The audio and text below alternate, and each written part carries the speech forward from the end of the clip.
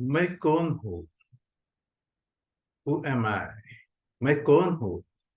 इसकी चर्चा प्राचीन काल से भारतवर्ष में होती आई है। अनल हक, अप्प दीपो भव, अहम ब्रह्मास्मि, ये सभी एक ही संदेश देते हैं।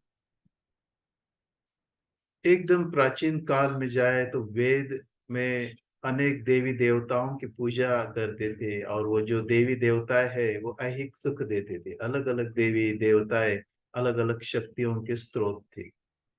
वो शक्तियों की साधना करने के बाद धीरे धीरे मनुष्य सब सुखों की प्राप्ति करे, और फिर जो नश्वर है, जो शाश्वत है, उससे जुड़े। अर्थात मनुष्य परमात्मा से जुड़े, इस तरह का संदेश वेदों में था। अर्थात जो शाश्वत तत्व है उसी से जुड़ना ही मैं का स्वरूप था। रामायण जो है, रामायण में मैं कौन हूं इसके चर्चा की है। आत्मा जो है यही मैं हूँ, और आत्मा निर्लेप है। आत्मा को कोई भी नष्ट नहीं कर सकता है। परमात्मा का ही अंश है आत्मा, और सही स्वरूप अपना मैं यानी आत्मा है, ऐसा रामायण में कहा है। महाभारत में, गीता में भी यही कहा है। मैं यानी आत्मा हूँ। आत्मा को कोई न जला सकता है, न मिटा सकता है, न खत्म कर सकता है। आत्मा का न जन्म होता है, न मृत्यु होता है। इसके लिए भगवान कृष्ण अर्जुन को कहते हैं, अर्जुन, कोई किसी को नहीं मार रहा है, कोई किसी को मार भी नहीं सकता, क्योंकि सब कोई आत्माएं है। तो ना कोई मारने वाला है और न कोई मरने वाला है। जिस तरह से पुराने वस्त्र हम छोड़ देते हैं, उसी तरह से आत्मा भी अपना पुराना शरीर त्याग देता है और नए शरीर में जन्म लेता है। ऐसा गीता का संदेश है। अर्थात आत्मा ही मैं हूँ, ये गीता का संक्षेप है। छांदोग्य उपनिषद की बहुत सुंदर कथा है। श्वेतकेशु अपने घर में लौट के आता है, और उसके पिताजी उसको पूछते हैं, अरे बालक, तुमने अपने घर में रह के नहीं जो सीखा और आश्रम में जाके सीखा, वो कौन सी ऐसी चीज थी कि जो बहुत ही गूढ़ है, रहस्यमय है? तो वो कुछ बता नहीं पाता। तो उसको समझ में नहीं आता कि ऐसी कौन सी चीज है कि जो रहस्यमय है, जो हम अदृश्यता से नहीं देख सकते। फिर उसके पिताजी उसको बोलते हैं, बेटा तू एक काम कर। तो क्या कर, बाहर जो वट का एक बीज है उसको लेके आ। फिर वो वट का फल लेके आता है। फिर पिताजी बोलते हैं, उस फल को तोड़ दे। फिर वो वट के फल को तोड़ देता है। पिताजी पूछते हैं, अंदर क्या है? तो वो कहता है, बहुत सारे बीज है। फिर पिताजी उसको कहते, इसमें से एक बीज निकाल, और वो भी जो बीज है उसे भी फोड़ दे। फिर श्वेतकेतु एक बीज निकालता है और उसे भी फोड़ देता है।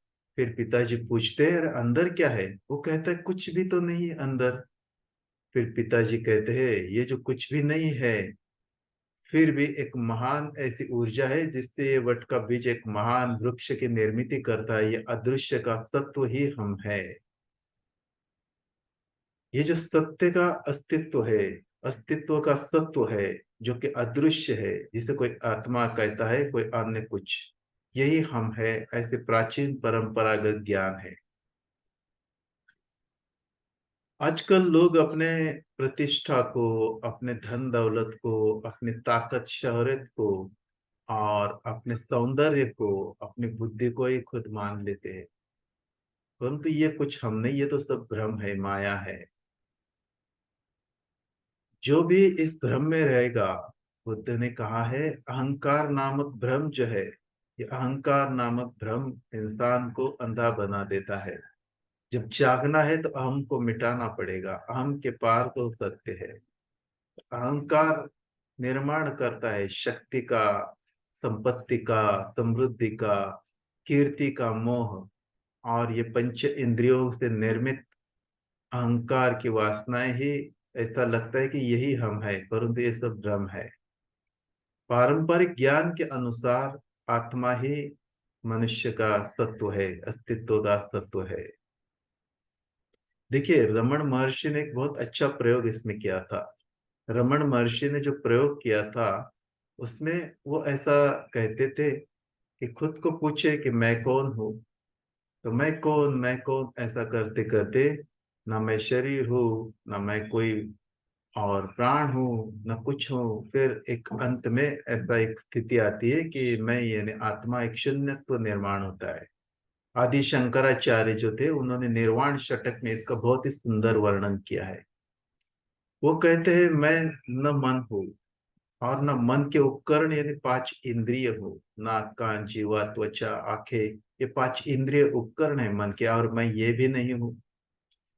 और फिर मैं अंतःकरण भी नहीं हूँ, न मैं पंच महाभूत हूँ जिससे ये जड़ देह बना है। और फिर न मैं सप्त धातु हूँ और न मैं प्राण हूँ। और मुझे कोई रिश्ता नहीं, कोई तीर्थ यज्ञ किसी भी तरह की साधना भी मैं नहीं हूँ। और न मैं माता हूँ, न पिता हूँ, न गुरु हूँ, न बंधु हूँ। तो मैं तो उसके पार हूँ, अर्थात मैं शिवानंद हूँ, चिद्रूप शिव हूँ। शिव अर्थात परमात्मा का स्वरूप आत्मा। स्वामी विवेकानंद ने कहा था हर कोई जीव अव्यक्त ब्रह्म है, अर्थात आत्मा ही अपना मूल सत्व है। आत्मा यानी एक अस्तित्व, एक तरह की ऊर्जा जो कि विराट परमात्मा की ऊर्जा का ही एक अंश है।